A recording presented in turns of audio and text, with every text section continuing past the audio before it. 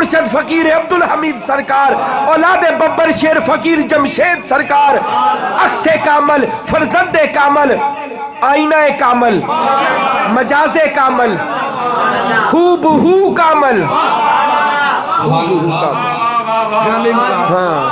हूबहू कामिल, बल्कि कामलों के कामल, पीरो मुर्शद सुल्तान दो जहां हजरत फकीर शाह गुल लजपाल सच्ची सरकार, दामत बरकत में आलिया खिताब करे और हमारे दिलों को नूर इसमें अल्लाह ज़ात से मुनव्वर फरमाए। नाराए तकबीर, नाराए रिसालत, नारा हैदरी, नाराए गौसिया, नाराए सुल्तानिया, हक नूर मोहब्बत, जो बात कहे वो हक हमीद, हक हमीद। बिस्मिल्लाहिर्रहमानिर्रहीम। अस्सलाम वालेकुम दोस्तों, बहुत खुशी हो रही है मुझे एक दफ़ा फिर से आपके बीच बैठ के, आपकी महफिल में बैठ के। अल्लाह आप सबकी हाज़री कबूल व मंजूर फरमाए और हमेशा इस महफिल को रौनक बख्शे। आज चूँकि बात मिलाद शरीफ की है महफिल, तो मिलाद मनाना बहुत ही सवाब का काम है। जिस तरह से मनाएं, जितने जोश से मनाएं, हर तरह से जायज़ है। महफिल कायम करें, जुलूस निकालें, जलसे निकालें, लेकिन पुरअमन तरीके से जो भी करें सब मंजूर है, सबका सवाब है। नबी की पैदाइश का दिन, नबी के विसाल का दिन, वली की पैदाइश का दिन, वली के वसाल का दिन, ये सारे मुबारक दिन होते हैं। तो हमें चाहिए इन दिनों में अपनी मुरादें मांगें, इबादतें करें और जितनी ज़्यादा दुआएं कर सकते हैं वो दुआएं करें, इन दिनों में कबूल होती हैं। देखें, हमारा जो इस्लाम है, इस्लाम के अंदर मसला ये समझने का है कि जिस दिन नबी या वली की विलादत होती है या विसाल होता है तो वो दिन ख़ास कर मुबारक क्यों कर हो जाता है। इस पे मुख्तसर सी बात करेंगे आज। देखें, हमारा जो इस्लामिक कैलेंडर है, हफ्ते के 7 दिनों में जुम्मतुल मुबारक सबसे अजीम दिन समझा जाता है, मुबारक दिन समझा जाता है। जुमेरात की रात को महफिलें होती हैं, खैरात होती है, जुमे के दिन जुमे का खुतबा होता है और जुमे की नमाज 3 नमाज़ों के बाद आपके कुफ्र का शक होने लग जाता है। तो मतलब जुमे का दिन बहुत ही मुबारक दिन हुआ। अब इस जुमे के दिन में कौन सी ख़ास बात है? उस दिन क्या सूरज मगरिब से निकलता है या शाम देर से होती है या कोई ख़ास बात हो जाती है? जुमे को ही क्यों चुना गया? बाकी दिनों में क्या कोई मुज़ायका है? बाकी दिनों से कोई गुनाह सरज़द हो गया? तो इसका ये है कि जुम्मे के दिन हज़रत आदम अलैहिस्सलाम की विलादत हुई थी। इस वजह से जुम्मे शरीफ को एक मुबारक दर्जा हासिल है। जो सबसे पहले बनीनो इंसान थे, जो सबसे पहले पैगंबर थे, जो सबसे पहले नबी थे, उनकी विलादत का दिन है। इसलिए जुम्मे को एक ख़ास सआदत हासिल है। इसी तरह से आप देखें, ये तो सिर्फ हो गई दिन की बात हो गई। इसी तरह से अगर आप आम महीनों में इबादत करें उसका सवाब अलहदा है, रमज़ान में इबादत करें उसका सवाब अलहदा है, रमज़ान के आखिरी अशरे में ताक रातों में इबादत करें उसका सवाब अलहदा है, जुफ्त रातों में करें उसका अलहदा है, इसी तरह 27वीं रात को करें उसका अलहदा सवाब है। इसी तरह से आप देखें, अभी जो 2 दिन पहले गुजरी शब मेराज, उसमें इबादत करें उसका अलहदा सवाब है। तो इसकी क्या ख़ास वजह है? इसकी ख़ास वजह यह है कि कुछ ख़ास दिन होते हैं अल्लाह ताला ने मुकर्रर किए होते हैं, जिनमें अल्लाह ताला ने इन दिनों को इज़्ज़त देनी होती है। रमज़ान शरीफ चूँकि अल्लाह ताला का मुबारक महीना है, ये बात नहीं है कि अल्लाह ताला क्या रमज़ान में नीचे आ जाते हैं, पहले आसमान पे आ जाते हैं या आपके करीब आ जाते हैं। नहीं, अल्लाह अपने मकाम पे रहता है, हम अपने ही मकाम पे रहते हैं। इसी तरह से جو نماز آپ یہاں پڑھتے ہیں اس کا ایک علیحدہ ثواب ہے، مسجد میں پڑھتے ہیں اس کا ایک علیحدہ ثواب ہے، خانہ کعبہ میں جا کے پڑھیں گے اس کا علیحدہ ثواب ہوگا۔ لیکن فرق کیا ہے اس میں؟ جو خانہ کعبہ ہے وہ بھی مسجد ہے، جو حاجی صاحب کی مسجد ہے وہ بھی مسجد ہے، اور جو ان گھر میں ہم عبادت کریں گے وہ بھی اللہ ہی کے لیے ہے۔ کیا کہیں اللہ وہاں پہ مختلف ہو جاتا ہے یا اللہ تعالیٰ قریب آ جاتا ہے؟ نہیں، اس سے ایک نبی کی نسبت تھی، اس نسبت کی خاطر خانہ کعبہ کو مزید توجہ مل جاتی ہے۔ خانہ کعبہ اتنا عزیز کیوں ہے ہمیں، اتنا عظیم کیوں ہے، اس کی عظمت زیادہ کیوں ہو جاتی ہے؟ اسے حضرت آدم علیہ السلام نے بنایا، پھر اس کی تعمیر حضرت ابراہیم اور حضرت اسماعیل علیہ السلام نے کی، پھر اس کے بعد حضور پاک صلی اللہ علیہ وسلم نے کی۔ اسی وجہ سے اس کی تعظیم بہت زیادہ ہو جاتی ہے۔ اسی طرح سے کچھ لوگ اب بھی شک کرتے ہیں کہ جو ولادت کی جو محفلیں ہوتی ہیں نہیں منانی چاہیے، تو یہ حضور پاک کی اپنی سنت ہے، انہوں نے اپنی سالگرہ خود منائی ہے۔ روایات میں آتا ہے کہ حضور صلی اللہ علیہ وسلم اپنی سالگرہ پہ 2 بھیڑیں، اس وقت وہاں پہ بھیڑیں یا بکرے جو بھی تھے، مختلف روایات ہیں، تو وہ اپنی سالگرہ پہ ذبح کیا کرتے تھے اور اس کو صحابہ میں خوشی کے طور پہ بانٹ دیا کرتے تھے۔ اسی طرح سے جب حضور صلی اللہ علیہ وسلم ہجرت کر کے مدینہ شریف جا رہے تھے تو وہاں پہ مدینہ کی چھتوں پہ، مدینہ کے گھروں کی چھتوں پہ جو لڑکیاں تھیں، وہاں پہ جو خواتین تھے، انہوں نے حضور صلی اللہ علیہ وسلم کی آمد خوشی سے کی، نعتیں پڑھ پڑھ کے کی۔ تو کہا جاتا ہے کہ جس دن حضور صلی اللہ علیہ وسلم نے ہجرت کی وہ بھی 12 ربیع الاول کا دن تھا۔ ایک تو ان کو ہجرت کی خوشی تھی کہ اللہ کے نبی ہمارے بیچ آ گئے ہیں، دوسری خوشی ان کو یہ تھی کہ حضور صلی اللہ علیہ وسلم کی ولادت کا دن تھا۔ تو اس طرح سے حضور پاک کی ولادت کی خوشی منانا جائز ہے، اور ہم جو اہل سنت والبیت ہیں ہم پہ لازم ہے، واجب ہے۔ محبت کی بات کریں حضور صلی اللہ علیہ وسلم سے تو اس کا درس بھی ہمیں صحابہ سے ہی ملتا ہے۔ ایک حضور صلی اللہ علیہ وسلم کے خادم تھے، بہت ہی پایا کے بزرگ تھے، حضور صلی اللہ علیہ وسلم سے انتہا کی محبت تھی ان سے۔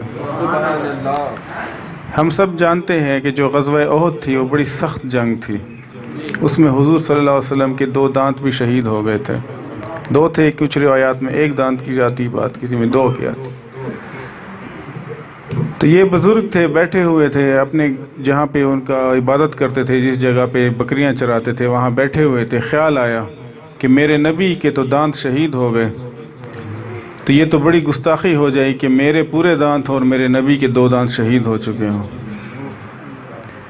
تو اسی غم میں، اسی گستاخی کے ڈر سے انہوں نے اپنے 2 دانت خود نکال لیے، پتھر مار مار کے۔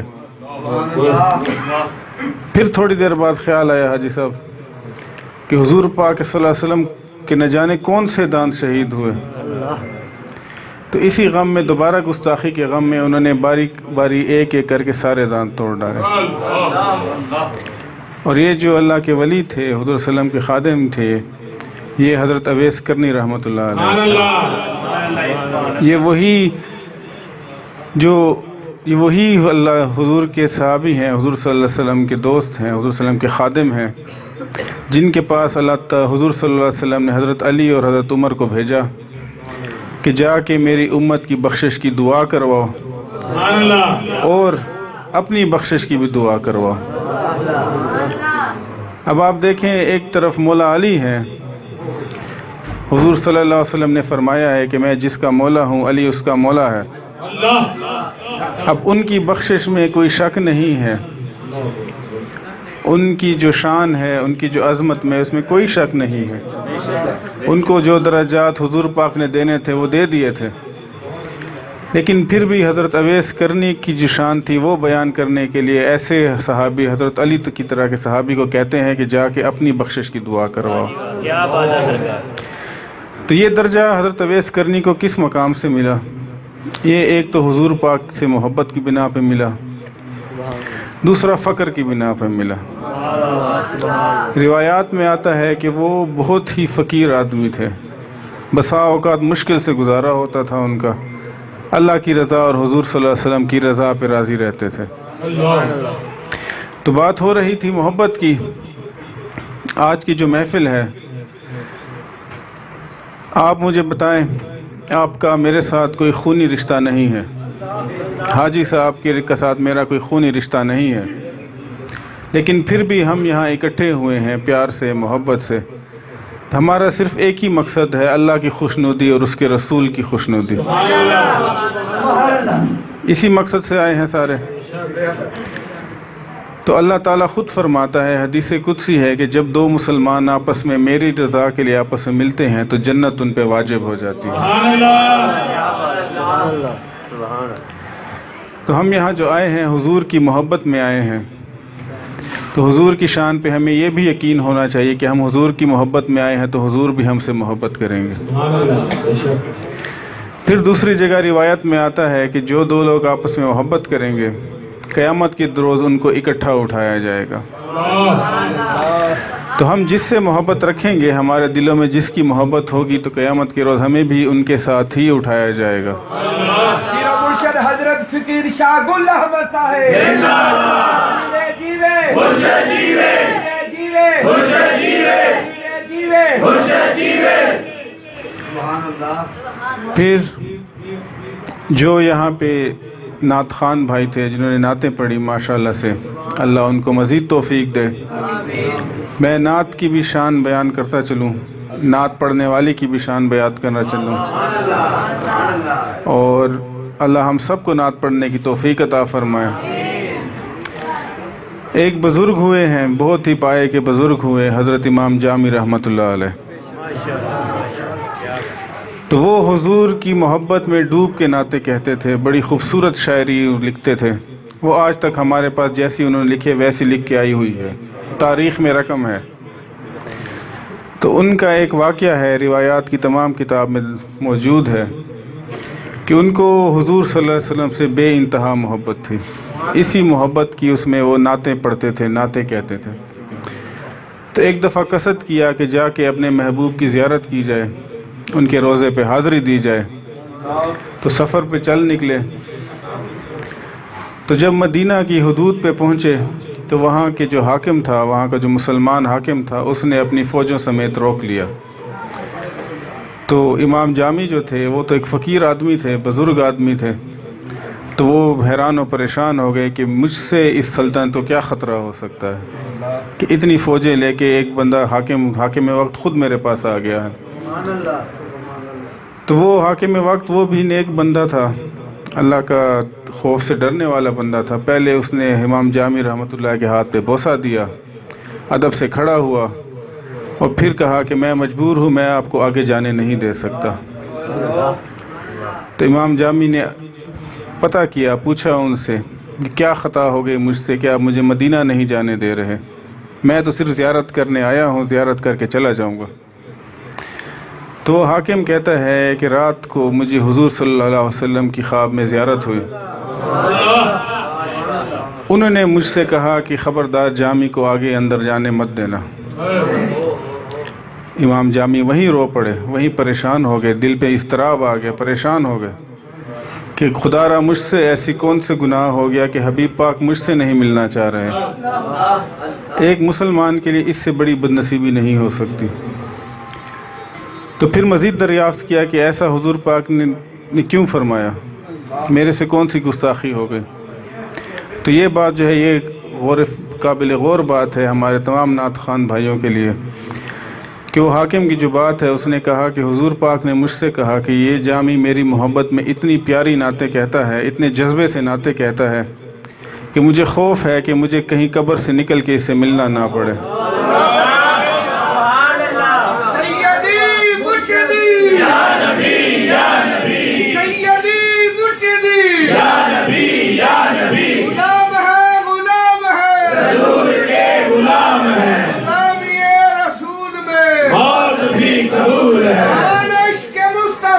زندگی فضول ہے۔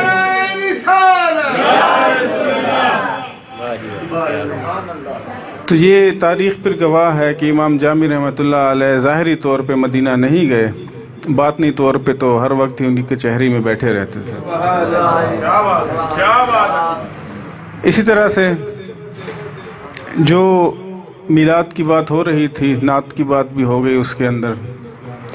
ایک نعت کی جو واقعہ تھا، جو قطعہ تھا شیخ سعدی شیرازی کا، وہ راشد صاحب بیان کر چکے ہیں کہ حضور صلی اللہ علیہ وسلم کی سنت ہے نعت پڑھنا۔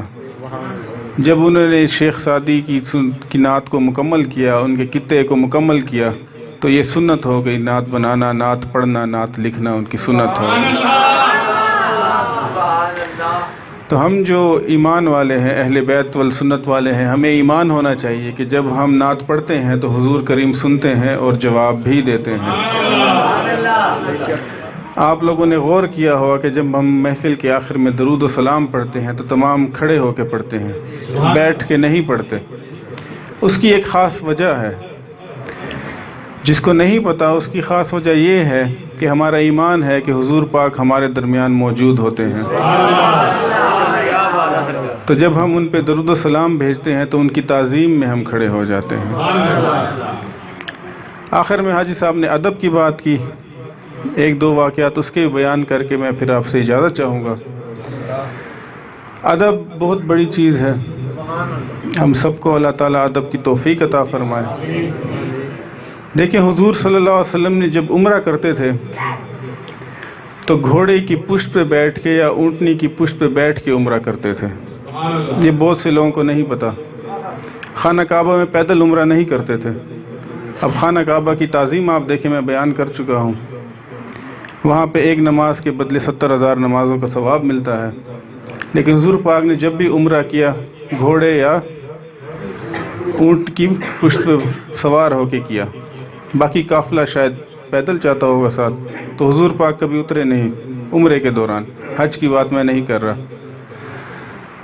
لیکن جب زہرا اپنے سسرال سے گھر آتی ہیں تو حضور پاک ادباً کھڑے ہو جاتے ہیں ان کے لیے۔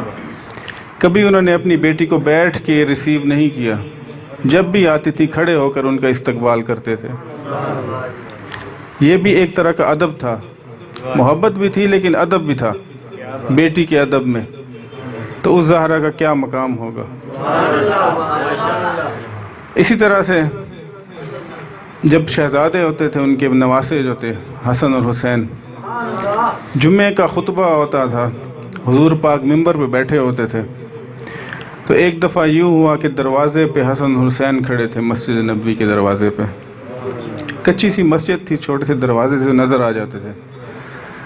تو حضور صلی اللہ علیہ وسلم نے وہیں پہ خطبہ روکا۔ اسی طرح سے صفیں بچھی ہوئی تھیں، صفوں کو چیرتے ہوئے گئے، ان دونوں شہزادوں کو اپنے کندھوں پہ اٹھایا، ایک کو ادھر ایک کو ادھر، واپس آ کے ممبر پر بیٹھ گئے اور اپنا خطبہ دوبارہ جاری رکھا۔ اب یہ جمعے کا خطبہ ہے، خاص اللہ تعالیٰ کے لیے عبادت ہو رہی ہے، مجمع بنا ہوا ہے، لیکن تعظیم ہے، حسن اور حسین کی تعظیم ہے، ہمیں حضور پاک تعظیم سکھا رہے ہیں، ان کا ادب سکھا رہے ہیں، ان سے محبت بھی سکھا رہے ہیں، ان سے ادب بھی سکھا رہے ہیں۔ کچھ لوگ آپ سے کہیں گے کہ جہاں محبت ہوتی ہے وہیں ادب ہوتا ہے۔ ایسا نہیں ہے، محبت اور ادب دو علیحدہ علیحدہ چیزیں ہیں۔ محبت بھی ہوتی ہے، وہاں پہ ادب بھی ہوتا ہے، لیکن کچھ ایسے واقعات بھی تاریخ میں گزرے ہیں جہاں پہ کچھ غیر مسلموں نے ادب کر کے سب کچھ کما لیا۔ مسلمانوں نے ادب نہیں کیا لیکن غیر مسلموں نے ادب کر کے سب کچھ کما لیا۔ ایسے بھی واقعات گزرے ہیں۔ اسی طرح سے ایک اور ادب کا واقعہ ہے۔ حضرت خالد بن ولید اللہ تعالیٰ کے بہت بڑی ولی ہوئے ہیں۔ ان کی بڑی خواہش تھی کہ ان کو جنگ میں شہادت ملے، لیکن شہادت نہ مل سکی ان کو۔ آخر میں بستر مرگ پہ وہ وفات پا گئے، پردہ کر گئے۔ تو ان کی شہادت نہ ملنے کی بھی ان کی وجہ ہے، وہ بھی ایک ادب ہی ہے، ادب کی وجہ سے ہی ہے۔ جو حضرت خالد بن ولید تھے، ان کی جو ٹوپی تھی، ان کی جو دستار تھی، ان کا جو پگ تھا، کچھ بھی کہہ لیں آپ، اس میں انہوں نے حضور صلی اللہ علیہ وسلم کے کچھ بال جڑے ہوئے تھے، منہ مبارک جڑے ہوئے تھے۔ تو ایک دفعہ واقعہ ہے کہ جنگ کے دوران ان کے سر سے ان کا امامہ گر گیا. بیچ جنگ میں انہوں نے جنگ چھوڑی، اپنا امامہ ڈھونڈنے لگ گئے. تو وہ جو ان کے ساتھ جنگ لڑ رہا تھا، جو کافر تھا، وہ حیران ہو گیا، پریشان ہو گیا کہ یہ تم کیا کر رہے ہو، میں تمہیں ابھی مار سکتا ہوں. تو حضرت خالد بن ولید فرماتے ہیں کہ بے شک تم مجھے مار دو، مجھے اپنے نبی کے بال زیادہ عزیز ہیں. تو اسی وجہ سے، اسی ادب کی وجہ سے انہیں شہادت نصیب نہیں ہوئی. تو وہ ہر جنگ میں فاتح رہے. غزوہ احد میں حضرت خالد بن ولید مسلمان نہیں تھے، وہ قریش کے لشکر میں تھے، اور وہ واحد جنگ ہے جس میں مسلمانوں کو شکست ہوئی، وہ بھی حضرت خالد بن ولید کے ہاتھوں ہی ہوئی تھی. تو یہ ان کا مقام تھا، یہ ان کا درجہ تھا. اس کے بعد اب ہم آگے چلیں، حضور صلی اللہ علیہ وسلم سے آگے چلیں. جو اولیاء کا دور آتا ہے اس میں بھی ادب کا بڑا مقام ہے، جگہ جگہ ادب کی تلقین ہے. جس نے ادب کیا ہمیں یہی سبق ملتا ہے، اس کو سب کچھ مل گیا. جس نے ادب نہیں کیا اسے کچھ نہ ملا. دیکھیں، عبادت بھی ہے تو آپ جتنی بھی عبادت کریں، اگر ادب نہیں ہے تو اس سے آپ کی ساری عبادت ضائع ہو جاتی ہے. اب اس کی سب سے بڑی مثال آپ ابلیس کی لے لیں. بہت ہی زاہد تھا، بہت ہی تقویدار تھا، پرہیز تھا، لیکن جب اس کو آدم کے ادب کا حکم ہوا اس نے حکم کی تکمیل نہیں کی. اور یہ پہلا سبق ہے جو ہمیں سکھایا گیا کہ آپ نے جو ادب ہے اس کو سب سے اوپر رکھنا ہے، عبادت بھی اس کے بعد آئے گی. غور کریں، ظاہری سی بات ہے، راشد صاحب کے بچے ہوں، میں ان سے محبت نہ کروں، راشد صاحب کو کہوں آپ تو میرے عزیز ہیں، میرے بہت ہی محبوب ہیں، راشد صاحب مجھ سے محبت کریں گے؟ ہرگز نہیں کریں گے. اسی طرح سے میں کہوں کہ مجھے حضور سے تو محبت ہے، ان کی اولاد سے محبت نہیں ہے، تو کیا حضور ہم سے محبت کریں گے؟ نہیں کریں گے. اس طرح سے ہم کہ مولا علی سے تو محبت ہے، ان کے بچوں سے نہیں ہے، نہیں ہو سکتا. اسی طرح سے پورا سلسلہ لیتے جائیں، آخری تک لیتے جائیں. جتنی بھی آل ہے ان کی آپ کہیں کہ اس سے مجھے محبت ہے، آپ کی آل سے مجھے محبت نہیں، ایسا نہیں ہو سکتا. ہم نے کرنی ہے محبت تو اولیاء سے کرنی ہے، تو اولیاء کی اولاد سے بھی کرنی ہے. آخر میں یہاں پہ جو خلفاء بیٹھے ہیں حضرت صاحب کے دست بدست، اکثر آتے ہیں مجھ سے، وہ یہ کہتے ہیں کہ ہمارے پاس فیض نہیں ہے، ہمیں فیض چاہیے. تو میں ایک بات کہوں، حضرت سلطان باہو رحمۃ اللہ علیہ اپنی کتابوں میں لکھتے ہیں کہ آپ نے یہ نہیں دیکھنا کہ آپ کے اندر کیا ہے، آپ نے یہ دیکھنا ہے کہ آپ کے پیچھے کھڑا کون ہے.